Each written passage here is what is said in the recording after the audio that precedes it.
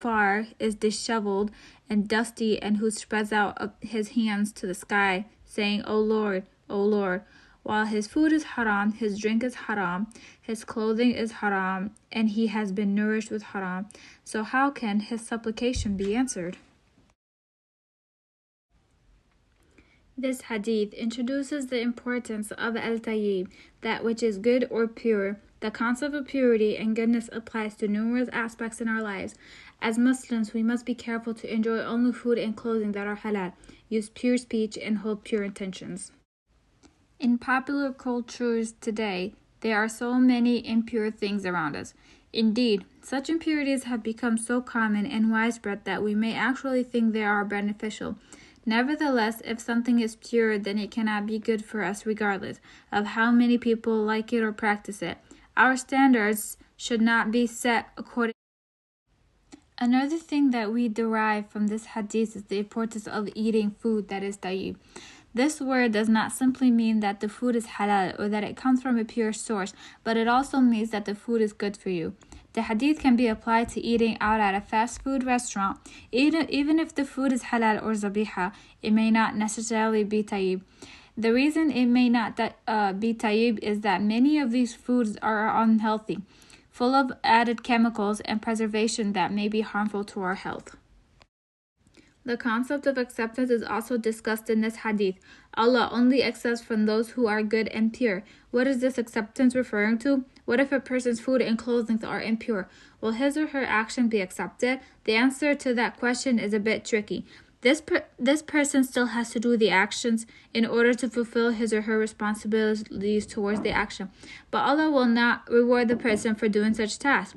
Thus, even though the person will not be rewarded for such tasks, he or she needs to do it to avoid punishment. The scholars mention 5 conditions that must be fulfilled in order for actions to be accepted. First, the belief that Allah subhanahu wa ta'ala is knowing of all things. Second, to know the truth and have a sense of what is right. Third, to have a pure intention in what you are doing. Fourth, to do the action in accordance with the sunnah. And 5, to eat that which is halal. There are several conditions that help our dua be accepted by Allah subhanahu wa ta'ala. Number 1, to be traveling. The Prophet ﷺ said there are 3 du'as that are answered without a doubt. The prayer of the oppressed, the prayer of the traveler, the prayer of the parent for their child. Number 2, to be wearing clothes that are simple and humble. One should not be wearing arrogant or showy attire. Number 3, to raise one's hand toward the sky while making dua. The Prophet ﷺ says that Allah is shy, and if someone raises his or her hands to him with a prayer, he will be shy to not respond back to the prayer. Number 4, to be consistent and persistent in the dua. Do not expect the dua to be answered immediately, and be persistent in your asking to Allah. The Prophet ﷺ says that a person's dua will be accepted as long as they do not rush.